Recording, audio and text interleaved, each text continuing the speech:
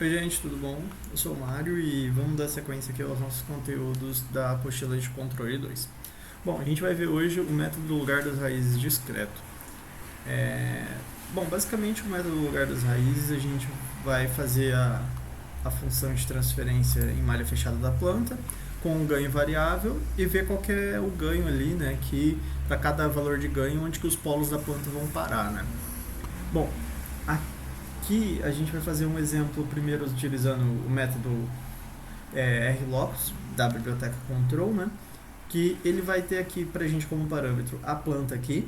Essa planta no método RLOCUS ele pode ser contínua discreta. Dentro do próprio método RLOCUS ele analisa essa planta e faz as diferenças, né? Porque vai ter diferenças na plotagem, vai ter diferenças na análise. Ele faz isso internamente para a gente não precisa se preocupar que nem a gente se preocupou ali no PZMAP, né? Aqui esse outro parâmetro KVEC vai ser o vetor que a gente vai passar para ele assumir esses valores dos ganhos. E aqui a gente não precisa passar esses vetores, né? Tipo, se a gente não quiser passar esse vetor, a gente não precisa. Porque ele faz internamente esse vetor no método RLOCUS. Porém, é legal a gente passar porque a gente vai ter mais controle dos valores que esses ganhos vão assumir, né? Então aqui nesse caso a gente vai ter de 0 a 100, esse valor meio padrão, e com um intervalo, com uma resolução de 0.1, que eu acredito que seja uma resolução boa ali, duas casas decimais. E caso você queira aumentar essa resolução ou diminuir, você consegue, né? Aqui se a gente não passar, a gente não tem muito controle de qual que é o valor que esse ganho está assumindo, né? Bom, aí a gente tem essa função, esse parâmetro aqui, printGain, que eu já vou mostrar para que ele serve. Né, aqui no Colab a gente não consegue visualizar ele muito bem porque no caso ele é em relação ao clique, os gráficos que são gerados no Colab eles são estáticos, né? Mas eu já vou rodar aqui no Python no PC e a gente já vai conseguir ver. Aqui a gente tem o Xlim e o Ylim, que são referentes ao tamanho da figura. O grid aqui igual a false, né, para ele não printar aqueles quadradinhos que a gente acaba não usando. O plot igual a true para ele plotar aqui o gráfico pra gente, certo? Esses são os parâmetros aqui que a gente geralmente usa no método control RLOCUS, né? Daí, vamos fazer aqui para uma planta de primeira ordem mesmo, né? Então a gente vai ter aqui 5 no numerador, S mais 2 no denominador, né? A gente vai ter essa planta aqui. Bom, daí o que a gente vai fazer? A gente vai criar uma lista aqui de plantas discretizadas e a gente vai ter 3 tempos de discretização, né? 01, 005 e 002. E daí a gente vai fazer um for para a gente discretizar essas plantas com esse tempo de discretização aqui, né, no método ZOH, que já é implícito aqui da Sample System, e adicionar essa lista vazia que a gente criou aqui, né. Então aqui a gente já vai ter as nossas plantas discretizadas. Aqui a gente cria o nosso vetor, chama o for, né, para cada planta discretizada dentro da nossa lista de plantas discretizadas. A gente vai fazer o RLOCUS dela, né, com esses parâmetros que a gente falou anteriormente. Vai mudar o título dela, né, pra gente saber qual que é o TS de cada planta, né, pra gente saber qual o RLOCUS é de cada planta. E plt.show aqui pra gente ter os nossos gráficos aqui, né. Bom, então tá aqui pro TS igual a 0.1, a gente vê aqui que o polo dela está mais ou menos aqui em 0.75, o polo inicial, né, e ela tem essa margem toda aqui. O TS igual a 0.05, você vê que o polo já andou um pouquinho mais para a direita, ela tem mais margem aqui. E para o TS igual a 0.02, ele também andou aqui um pouquinho mais para a direita.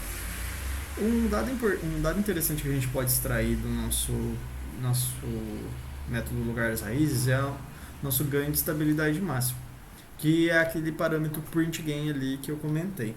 Então, se a gente vier aqui para o nosso Sublime Text, né? Então, basicamente o que eu fiz foi copiar aqui, importar as bibliotecas que a gente usa e o código que a gente acabou de ver, né? Então, se a gente rodar aqui esse código, ele vai gerar aqui um gráfico pra gente, né? Deixa eu só aumentar aqui um pouquinho para ficar mais legal de ver. Então ele girou aqui o nosso gráfico pra gente, né, da nossa planta discretizada em 0.1. E agora se a gente clicar aqui num ponto aqui do gráfico, ele mostra onde que a gente clicou, a coordenada, né, que a gente clicou, e o ganho relacionado a essa coordenada. E se a gente quiser descobrir o nosso ganho de estabilidade máximo, basta a gente dar um zoom aqui do nosso círculo. Então, você vê que a gente já clicou um pouquinho fora do gráfico, né?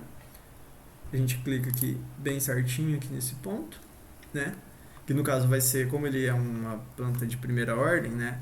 Essa coordenada aqui vai ser uma coordenada real, né? Não vai ter valor aqui na parte imaginária, né? Esse 1.53 e a menos 6 é basicamente zero.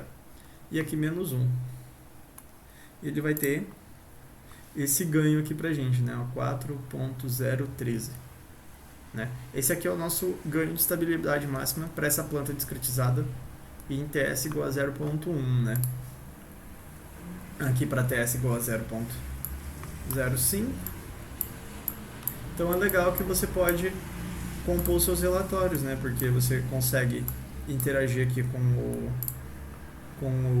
gráfico, né? Você consegue ter essa legenda aqui com o valor do ganho, ó, que nem agora a gente viu que o ganho, a gente viu que o ganho deu uma aumentadinha, né? A gente consegue salvar essa figura com essas legendas aqui tudo certinho. Então aqui para o TS igual a 0.05, agora se a gente quiser para o TS igual a 0.02, tá aqui, né? A gente vem aqui, mesmo procedimento, né? A gente dá o zoom,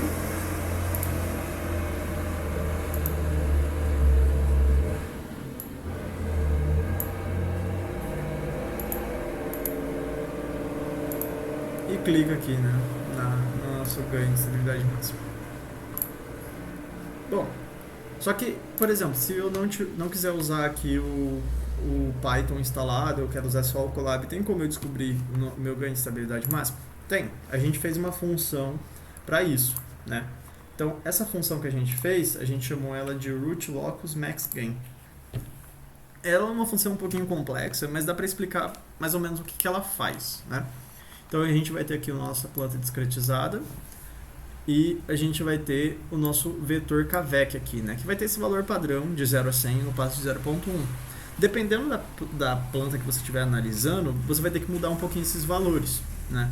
Você vai pôr mais um espaço maior, né? De 0 a 10 a 1000, 10.000. E você pode também mudar a resolução dependendo da sua necessidade ali, né? Então, basicamente, o que essa função faz, né? Ela chama o nosso método rootLocus. Aqui ele não tem o print, né? Aqui primeiro, o plot está como false, porque a gente só quer analisar as raízes e os ganhos, né?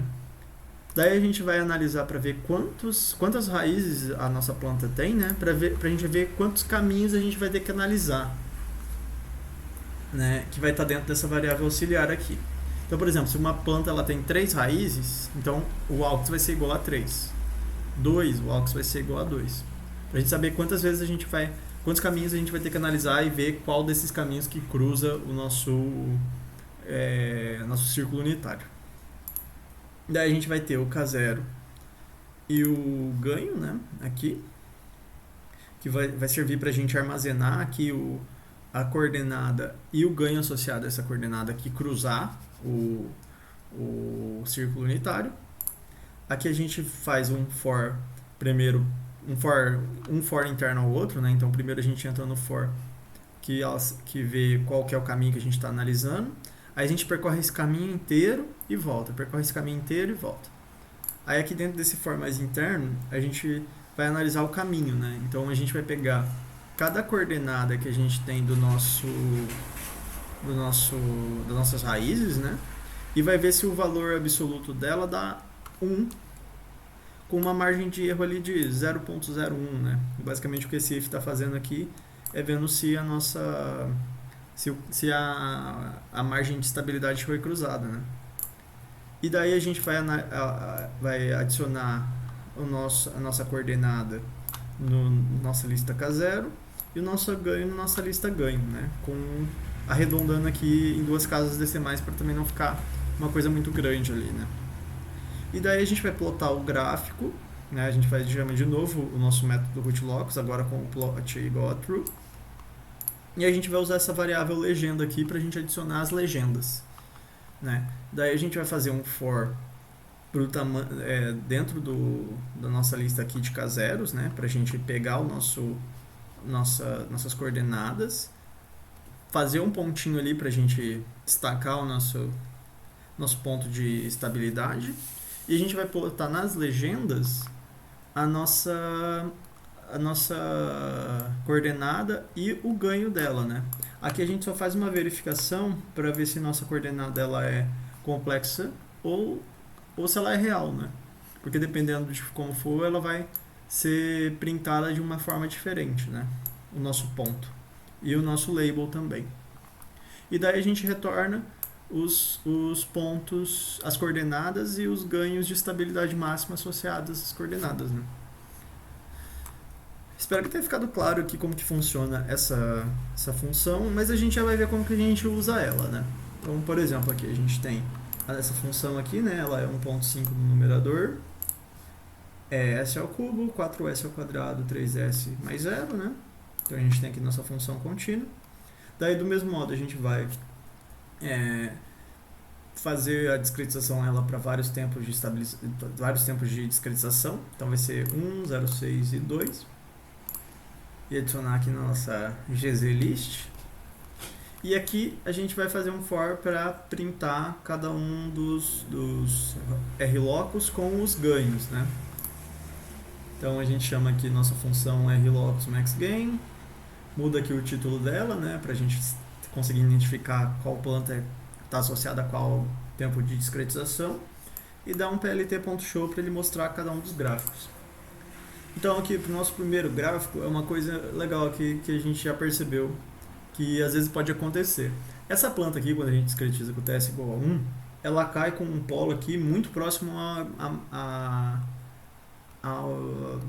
margem de estabilidade. Então quando a gente roda essa função aqui da rlocus maxGain e ele vai analisar, ele já fala que esse ponto aqui com ganho 0, ele já cruzou o nosso limite de estabilidade. O que não é verdade, né? Tipo, se o ganho for 0 e a planta tiver um polo na margem de estabilidade, ela é uma planta instável, né? Então, nesse caso, a gente vai só desconsiderar esse 1 mais 0j com o ganho 0, né? A gente sabe que esse ponto aí não é necessariamente verdadeiro. Outra coisa também é que a gente não consegue controlar as cores, a sequência de cores, né? Que a gente vai plotar. E o rlocus da biblioteca control, ele plota os zeros da planta com o laranjinha também. Então, se você vê, né, como que a gente faz para diferenciar quando é zero da planta e quanto que é o ponto de ganho de estabilidade máxima. O ponto de ganho de estabilidade máxima ele vai estar com a legenda, né? Então, a gente sabe que aqui não é o zero da planta porque essa coordenada aqui está com legenda. Esse aqui a gente sabe que é o zero da planta mesmo, né? Então a gente não precisa se preocupar. E aqui a gente vê, né, o real ganho de estabilidade máxima, né, que foi no ponto 0.57 menos 0.83j, né, que foi esse ponto aqui. E o ganho de estabilidade máxima é 2.97. Aqui para o TS igual a 0,6, né, deu nesse par de complexos conjugados aqui, bem certinho, né. Então foi 3.86, 3.86 o ganho de estabilidade máxima, né. E para o 0.2 o ganho de estabilidade máxima foi até maior, né? Foi 5.79 nessa coordenada aqui, que também deu o complexo conjugado. Bom, gente, espero que tenha ficado claro os conteúdos, né? Caso você estiver rodando no Python em máquina, não precisa dessa função do rlocus maxGain, basta você rodar o seu rlocus normalmente e você tentar buscar ali o ponto da fronteira ali com o círculo unitário. Bom, do mais é isso, então, gente. Brigadão. Até o próximo vídeo. Tchau, tchau.